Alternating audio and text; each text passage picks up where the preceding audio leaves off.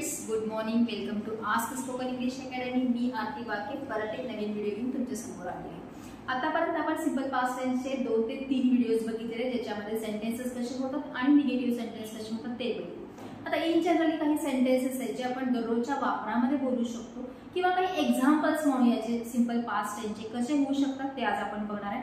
Already मी इथे लिहून ठेवलेले, just I am going to explain you की ते सेंटेन्सेस कसे झालेले आहेत किंवा तशा प्रकारचे सेंटेन्सेस आपण दररोज बोलत असताना वापरू शकतो. सो सिंपल पास्ट टेन्स मध्ये आपण ऑलरेडी सांगितलं की क्रियापदाचं दुसरं रूप वापरतो किंवा निगेटिव्ह असेल तर आपल्याला डिड आणि नॉटचा वापर करायचा आहे.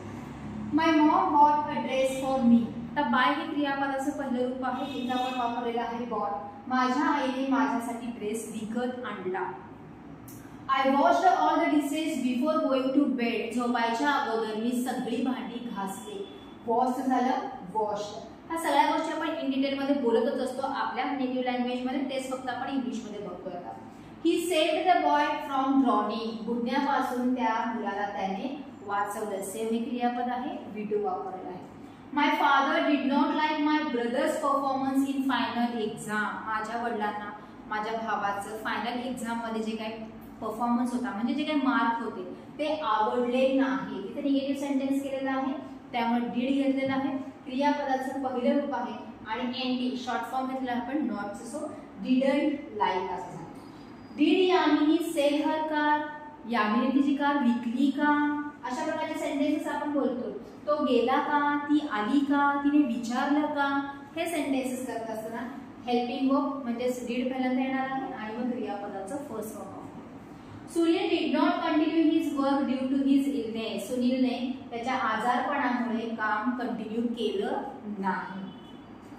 Voters decided to vote this time. ह्या वेळेला मतदान करायचं ठरवले.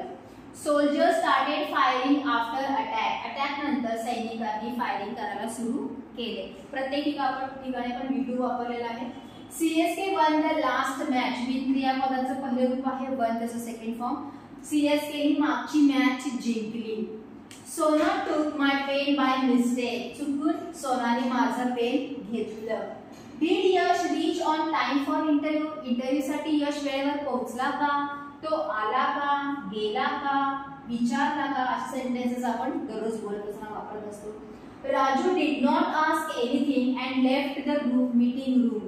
राजूने काहीच विचारलं नाही आणि मीटिंग रूम मधून गेला किंवा मीटिंग रूम त्याने सोडली. ह्याच्यामध्ये फर्स्ट जो हाफ सेंटेन्स आहे तो निगेटिव्ह सेंटेन्स असल्यामुळे आपण डिडंट आस्क घेतलेला आहे आणि पुढचा सेंटेन्स अफर्मेटिव्ह असल्यामुळे डायरेक्टली लेफ्ट यूज केला आहे. We ordered 3 large pizza and 6 cold drinks among us. आमच्या सगळ्यांमध्ये आम्ही 3 लार्ज पिझ्झा आणि 6 कोल्ड ड्रिंक ऑर्डर केलो. Did you notice the changes in Rohan after operation. तू रोहनच्या ऑपरेशन नंतर त्याच्यामध्ये काही चेंजेस झालेला किंवा बदल झालेला नोटीस केला का. College declared the exam date finally. आणि फायनली कॉलेजने एक्झामचे डेट डिक्लेअर केले किंवा घोषित केले. Did you have fun with your friends last night. काल रात्री तुझ्या मित्रांसोबत मजा आली का. प्रत्येक ठिकाणी आपण काय केलेलं आहे, वी डू वापरलेला आहे if there is a positive sentence आणि डिडंट आणि क्रियापदाचं फर्स्ट वापरले if there is a negative sentence. Again we use the did plus we-were at the time of making questions. Means these are some examples की तुम्हाला at least एक idea तरी येणं गरजेचं आहे कशा प्रकारे आपण सेंटेन्सेस तयार करतो किंवा बोलू शकतो. असेच दररोज तुम्ही जे बोलत असता ते वाटल्यास पहिल्यांदा मराठीमध्ये किंवा तुमच्या मदर टंगमध्ये लिहून करा. त्याचे सेंटेन्सेस तुम्ही इंग्लिशमध्ये करण्याचा प्रयत्न करा. फोकस आपल्याला करायचा आहे क्रियापदावर. क्रियापदाचं दुसरं रूप आपल्याला यूज करायचं आहे if that is a affirmative sentence. If that is negative sentence did घ्या, त्याच्यानंतर नॉट हा शब्द घ्यायचा आहे किंवा नो हा शब्द घ्यायचा किंवा एनटी हा शॉर्ट फॉर्म यायचा आहे आणि again we have to use first form of verb.